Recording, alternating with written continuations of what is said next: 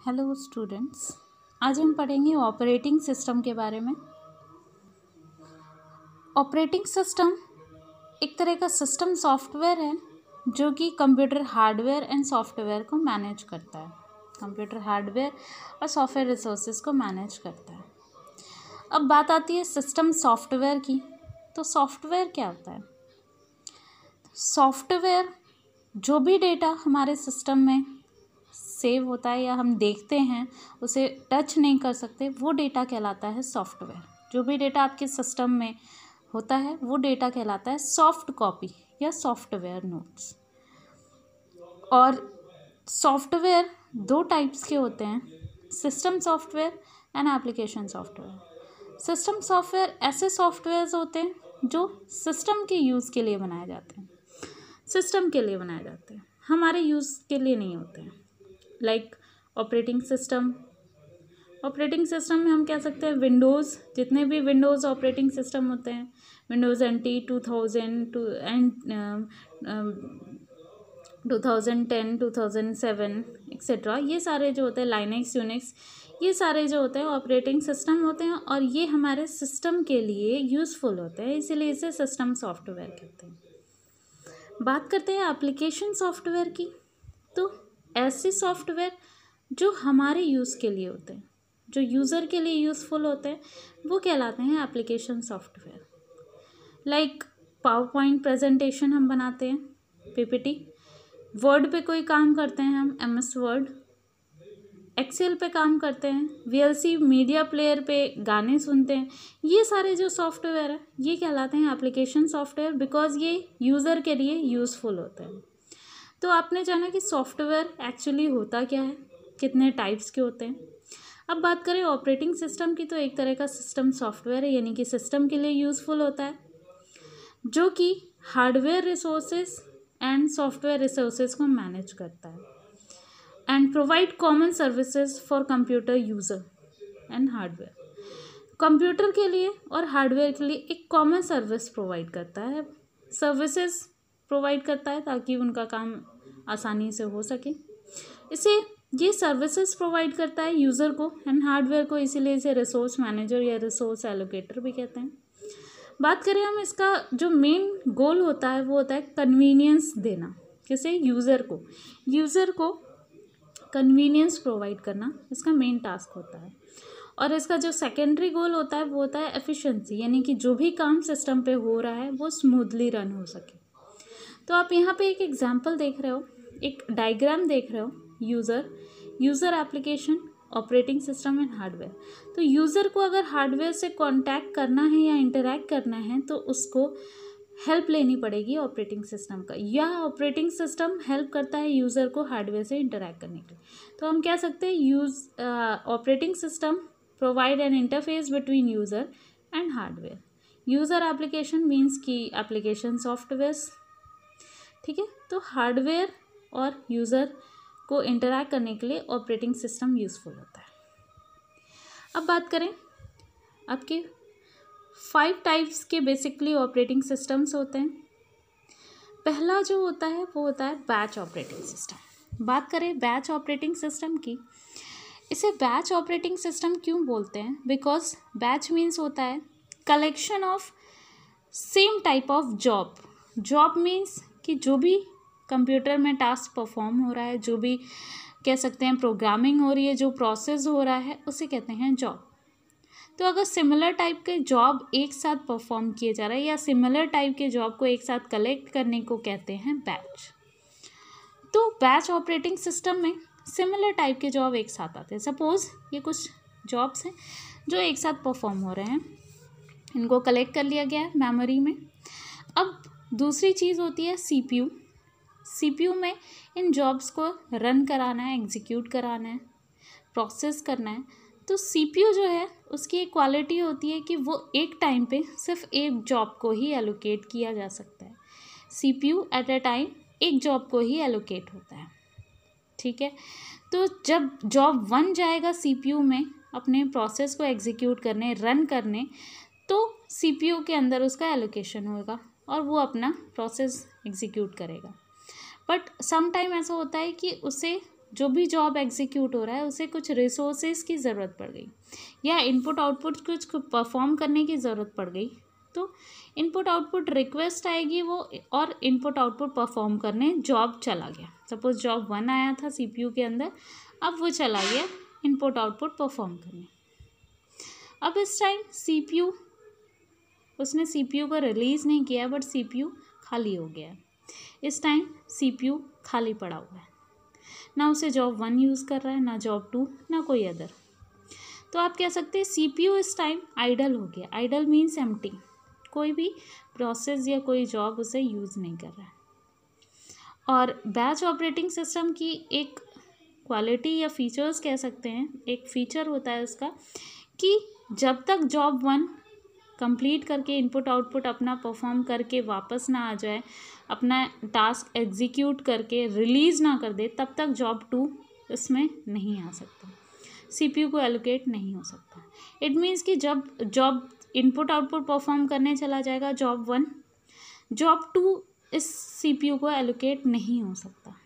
कि इसका ड्रॉबैक भी माना जाता है कि जब तक जो एक जॉब उस सीपीयू को रिलीज़ नहीं करता, दूसरा जॉब उसे एलोकेट नहीं हो सकता। ठीक, तो ये इसकी एक ड्रॉबैक हो जाएगा कि when one job is fully completed then only the another job will be scheduled। हम कह सकते हैं कि जब एक पूरी तरीके से कंप्लीट हो जाएगा, भले ही वो कितना टाइम लगाए, उसके बाद ही दूसरा जॉब उसमें शेड्यूल हो सकता है सीपीयू के अंदर, अदरवाइज नहीं होगा। ठीक है, अब जब जॉब इनपुट आउटपुट परफॉर्म करने चल गया, इट मीन्स सीपीयू आइडल हो गया, तो हो सकता है वो बहुत देर तक आइडल रहे, हो सकता है बहुत सारे जॉब ऐसा इनपुट आउटपुट परफॉर्म करने चले जाएं, तो उससे क्या होगा, इट इंक्रीज सीपीयू आइडलनेस, उससे सीपीयू की जो आइडलनेस है वो इंक्रीज होगी। ठीक है, and third point is throughput of the system decrease. Throughput क्या होता है, number of jobs completed per unit time. हम कह सकते हैं थ्रूपुट मीन्स कि एक टाइम पे कितने जॉब अपना एग्जीक्यूशन कंप्लीट कर रहे हैं सीपीयू में। बट जब सीपीयू कई बार आइडल हो जा रहा है, इट मीन्स कि बहुत सारे जॉब वहाँ वेटिंग प्रोसेस में रह जा रहे हैं, वो अपना जॉब कंप्लीट नहीं कर पा रहे हैं। इट मीन्स कि थ्रूपुट ऑफ द सिस्टम जो होगा वो डिक्रीज होने लगेगा। तो ये कुछ पॉइंट्स हैं, 4 पॉइंट्स जो हमें बैच ऑपरेटिंग सिस्टम के बारे में जानना है। पहला कि एक जॉब जब तक पूरी तरीके से कंप्लीट नहीं हो जाएगा, तब तक दूसरा जॉब शेड्यूल्ड नहीं हो सकता। दूसरा कि ये सीपीयू की आइडलनेस को इंक्रीज़ करेगा। तीसरा, इससे थ्रूपुट डिक्रीज़ होगा। ठीक है, और थ्रूपुट क्या होता है, number of jobs completed per unit है। एक टाइम पे कितने जॉब्स कंप्लीट हो रहे हैं, ये हम कह सकते हैं, कितने प्रोसेस हो रहे हैं, एग्जीक्यूट हो रहा है, उसे कह सकते हैं number of jobs completed per unit है। ठीक है, सेकंड की बात करें तो सेकंड जो ऑपरेटिंग सिस्टम है वो कहलाता है मल्टी प्रोग्रामिंग ऑपरेटिंग सिस्टम। तो मल्टी प्रोग्रामिंग की बात करें, आपने जॉब बैच ऑपरेटिंग सिस्टम में देखा कि जब तक एक जॉब पूरी तरह कंप्लीट नहीं हो रहा है, जॉब 2 नहीं आ सकता, तो सीपीयू की आइडलनेस इंक्रीज हो रही है। बट ये जो है, ये ड्रॉबैक है बैच ऑपरेटिंग सिस्टम का, और यही ड्रॉबैक ओवरकम करता है multi programming operating system. Multi programming का क्या काम है, वो क्या करता है कि एक परमिशन दे देता है कि अगर जॉब 1 सीपीयू को एलोकेट हुआ, उसको कुछ इनपुट आउटपुट परफॉर्म करने वो चला गया, इसके बाद जॉब 2 इसमें सीपीयू को एलोकेट हो सकता है। इट मीन्स कि जॉब 1 कंप्लीट नहीं हुआ, बट जॉब 2 सीपीयू में एलोकेट हो सकता है। इससे क्या होगा कि सीपीयू की आइडलनेस डिक्रीज होगी, throughput of the system increase होगा। तो कुछ पॉइंट्स इसके भी हैं, like when one program performing the input output request another program can be scheduled. दूसरा प्रोग्राम शेड्यूल्ड हो सकता है सीपीयू के अंदर। इससे क्या होगा, throughput of the system increase होगी, उसकी आइडलनेस डिक्रीज होगी, और यूटिलाइजेशन की बात करें, increases CPU utilisation. Utilisation means CPU का ज़्यादा से ज़्यादा इसकी वजह से ज़्यादा से ज़्यादा यूज़ होगा सीपीयू का, उसे कहते हैं यूटिलाइजेशन।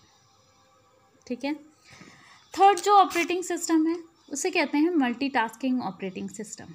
मल्टीटास्किंग में क्या होता है कि जो मल्टी प्रोग्रामिंग में ड्रॉबैक था, अब ड्रॉबैक क्या था मल्टी प्रोग्रामिंग का, कि सपोज जॉब 1 जा रहा है तो उसने इनपुट आउटपुट परफॉर्म करने चला गया, जॉब 2 अपना CPU को एलोकेट हो गया, अब वो अपना काम कर रहा है। हमें पता नहीं है कि वो कितनी देर तक काम करेगा, उसकी वजह से 3, 4 और जितने भी जॉब मेमोरी के अंदर होंगे वो सब उसका वेट कर रहे होंगे कि ये कब कंप्लीट होगा और बाकी सारे जॉब उसमें CPU को एलोकेट होंगे। तो हमें पता नहीं है, सपोज़ जॉब 1 जो है 1 घंटे लिया, जॉब 2 10 घंटे लिया, तो इस तरीके से इनको बहुत ज़्यादा वेट करना पड़ जाएगा। और ये एक तरह से कह सकते हैं कि इन अदर जॉब के लिए साथ पार्शियलिटी होगी, ठीक, उनके साथ नाइंसाफ़ी होगी कि उन्हें बहुत ज़्यादा वेट करना पड़ सकता है। तो एक मेथड बनाया गया जिससे कि हर एक जॉब को ज़्यादा वेट नहीं करना पड़ेगा। वो मेथड क्या है? मल्टीटास्किंग। मल्टीटास्किंग में क्या होता है कि जो भी जॉब है वो ज़्यादा नहीं, हर एक को नंबर ऑफ़ टाइम्स ही वेट करना पड़ेगा, यानी कि किसी को ज़्यादा किसी को कम नहीं। अब उसके लिए क्या किया जाता है कि टाइम शेयरिंग मोड में इन्हें डिवाइड कर दिया जाता है कि हर एक जॉब जो है वो टाइम शेयरिंग मोड में काम करेंगे। टाइम शेयरिंग मोड मीन्स कि अगर हम 10 मिनट्स डिवाइड कर दें, टाइम 10 मिनट्स दे दें ईच एंड एवरी जॉब को, तो जॉब 1 आएगा CPU के अंदर एलोकेट होगा, वो 10 मिनट्स काम करेगा। अब 10 मिनट्स में अगर इसका काम कंप्लीट हो जाता है तो बहुत अच्छी बात है, अगर नहीं होता है इसे क्यू में भेज दिया जाएगा, बट ये 10 मिनट्स ही काम करेगा। उसके बाद जॉब 2 आएगा, ये भी 10 मिनट्स काम करेगा, फिर ये क्यू में आ जाएगा। तो अगर 10 मिनट्स में ये जॉब अपना काम कंप्लीट कर लेते हैं तो दैट्स गुड, बट अगर नहीं कर पाते हैं तो इन्हें क्यू में अरेंज कर दिया जाएगा और फिर से जैसे ही जॉब एंड तक ख़त्म होंगे फिर से जॉब 1 इसमें एग्जीक्यूट होगा। तो इस तरीके से ये क्या होगा, ये एक इल्यूजन बन जाएगा और हम कह सकते हैं कि एक रैपिडली ये अपने तरीके से वर्क करेंगे। जैसे कि आपने एक एग्जांपल देखा होगा कि आप कह सकते हो कि आप सिस्टम में at a time MS word पे भी काम कर रहे हो, उसके बाद VLC मीडिया प्लेयर गाने भी सुन रहे हो, टाइपिंग भी कर रहे हो, एक्सेल पे भी काम कर रहे हो, फेसबुक चैटिंग भी कर रहे हो, एक टाइम पे आपने बहुत सारे टैब ओपन किए हुए हैं। तो आप कह सकते हो कि हम मल्टीटास्किंग काम एट अ टाइम कर रहे हैं। तो CPU में तो आपने कहा कि CPU में एक टाइम पे एक ही एलोकेट हो सकता है, तो ये सही बात है कि CPU में एक टाइम पे एक ही जॉब को एलोकेट किया जा सकता है, बट आपको ऐसा एक इल्यूजन लगता है कि वो सारे टैब एक साथ एग्जीक्यूट हो रहे हैं, बट ऐसा नहीं है। एक्चुअल में क्या होता है, 1 बाय 1 उन्हें एक टाइम शेयरिंग मोड में चलाया जाता है और ऐसे इतनी रैपिडली वो वर्क करते हैं कि हमें एक इल्यूजन लगता है कि वो एक साथ काम कर रहे हैं, बट ऐसा एक्चुअल में नहीं है। ठीक है, फोर्थ बात करते हैं हम मल्टी शेयरिंग की बात होगी कि मल्टीटास्किंग में हम शेयर मोड में काम करते हैं। फोर्थ है मल्टी प्रोसेसर। मल्टी प्रोसेसर में एक्चुअली क्या होता है कि सपोज़ बहुत सारे प्रोसेसर हैं, अभी तक हम बात कर रहे थे सिंगल प्रोसेसर की, जितने भी हमने 3 टाइप्स देखे उसमें सिंगल प्रोसेसर यूज़ हो रहा था, यानी कि सिंगल CPU। अब मल्टी प्रोसेसर की बात करें तो बहुत सारे CPU सपोज़ एक ही सिस्टम से कनेक्टेड हैं। हम कह सकते हैं कि बहुत सारे अगर CPU एक ही सिस्टम से कनेक्टेड है तो उसे कहेंगे हम multi processor. For example CPU 1, CPU 2, CPU 3, CPU 1, CPU 2 and CPU 3, ये सारे एक ही मेमोरी से कनेक्टेड हैं और एक ही मेमोरी शेयर कर रहे हैं और एक ही सिस्टम से कनेक्टेड है। तो हम कह सकते हैं मल्टी प्रोसेसर में एक्चुअली होता क्या है कि बहुत सारे प्रोसेसर लगे हैं, सपोज़ 3 प्रोसेसर लगे हैं, तो एक CPU एक टाइम पे एक जॉब को एलोकेट होगा, यहाँ पे एक जॉब काम करेगा, एक CPU के साथ यहाँ पे भी एक जॉब कंप्लीट होगा और यहाँ पे भी, यानी जहाँ एक CPU से हम एक सिस्टम को कनेक्ट किए थे तो एक जॉब कंप्लीट हो रहा था एट अ टाइम, अब यहाँ पे अगर 3 प्रोसेसर लगाएं तो 3 जॉब एक साथ कंप्लीट हो रहे हैं। इट मीन्स कि CPU यूटिलाइजेशन इंक्रीज़ हो रहा है एंड थ्रूपुट हमारा इंक्रीज़ हो जा रहा है। ठीक है, और CPU की आइडलनेस डिक्रीज़ हो रही है। एंड फोर्थ जो इसका फंक्शन है या इसकी क्वालिटी है वो है फॉल्ट टॉलरेंस। ये फॉल्ट को टॉलरेट करता है। फॉल्ट टॉलरेंस मीन्स कि अगर हमारा एक सीपीयू काम करना बंद कर देता है, इट मीन्स कि हमारे पास 2 और सीपीयूज़ हैं, हम इनसे अपना काम कर सकते हैं। तो वो जो भी फॉल्ट हो रहा है वो उसे अवॉइड करता है, इग्नोर करता है। ये इसका फोर्थ कह सकते हैं कि क्वालिटी। तो आपने देखा कि यूटिलाइजेशन इंक्रीज हो रहा है मल्टी प्रोसेसर में, थ्रूपुट इंक्रीज होगा तो उससे क्या होगा कि सीपीयू की आइडलनेस डिक्रीज होगी, ठीक, और रिलायबल होगा, बहुत ज़्यादा हमारे लिए रिलायबल होगा, मोर इकोनॉमिकल होगा, मीन्स कि इसकी जो कॉस्ट होगी वो कम आएगी इन कंपैरिजन टू एक सीपीयू अगर हम एक सिस्टम से कनेक्ट करते हैं तो। And fifth one is fault tolerance, means कि ये जो भी फॉल्ट आएगा उसे टॉलरेट कर देगा बिकॉज इसके पास मैनी प्रोसेसर्स हैं, ठीक है। इसके बाद हम फिफ्थ की बात करें तो फिफ्थ है रियल टाइम ऑपरेटिंग सिस्टम। एक ऐसा ऑपरेटिंग सिस्टम जो रियल टाइम पे काम करता है, यानी एक्चुअल टाइम पे काम करता है। और वो जो ऑपरेटिंग सिस्टम होता है वो स्ट्रिक्ट डेडली टाइम बाउंडेड होता है, मतलब वो बहुत ही टाइम के पंक्चुअल होता है, टाइम का थोड़ा सा भी इधर उधर नहीं हो सकता उसमें। 2 टाइप्स के रियल टाइम ऑपरेटिंग सिस्टम होते हैं, एक हार्ड रियल टाइम, एक soft real time. Soft real time operating system की बात करें तो एक ऐसा operating system soft real time जिसमें माइनर डिले एक्सेप्टेबल होता है। मीन्स कि फॉर एग्जांपल आपने अगर बैंकिंग की बात करें तो आप जो पेमेंट गेटवे करते हैं उसमें पेमेंट करते हैं, अगर आप क्रेडिट कार्ड डेबिट कार्ड से पेमेंट करते हैं तो जितनी भी एंट्रीज होती हैं उनको फिल करते हैं, थोड़ा टाइम लगता है, तो वो आपको टाइम देता है। इट मीन्स कि अगर वो टाइम दे रहा है तो वो सॉफ्ट रियल टाइम, अगर वही थोड़ा टाइम नहीं देता तो वो हार्ड रियल टाइम हो जाता। तो वो आपको टाइम देता है कि आप पूरी डिटेल्स कंप्लीट करिए देन आपका पेमेंट होगा, तो इसे कहते हैं सॉफ्ट रियल टाइम। एक और एग्जांपल देखें तो रेलवे रिजर्वेशन में भी आप पेमेंट करते हो तो वहाँ पे भी आपको थोड़े से टाइम दिया जाता है पासवर्ड वगैरह फिल करने के लिए, तो वो भी कहलाता है सॉफ्ट रियल टाइम। बात करें अगर हार्ड रियल टाइम की तो जहाँ पे बिल्कुल टाइम नहीं दिया जाता है, फॉर एग्जांपल रॉकेट लॉन्चिंग, उसमें टाइमिंग चलती है, कुछ मिनट में, कुछ सेकेंड में, कुछ आवर्स में। अगर ये टाइम कंप्लीट हो गई मीन्स कि उसे लॉन्च होना है, और अगर उसमें थोड़ी सी भी इधर उधर की देरी हुई तो या तो वो बर्स्ट कर जाएगा या तो वो कहीं और लॉन्च हो जाएगा। तो इट मीन्स कि वहाँ पे माइनर डिले भी एक्सेप्टेबल नहीं है। सॉफ्ट में एक्सेप्टेबल है but hard real time operating system में माइनर डिले भी एक्सेप्टेबल नहीं है, और इसी को हम कहते हैं, फॉर एग्जांपल हो गया हार्ड रियल टाइम में रॉकेट लॉन्चिंग, लाइक आपने चंद्रयान देखा था कि बिल्कुल वो टाइमली अपना लॉन्च होता है। तो थैंक यू सो मच।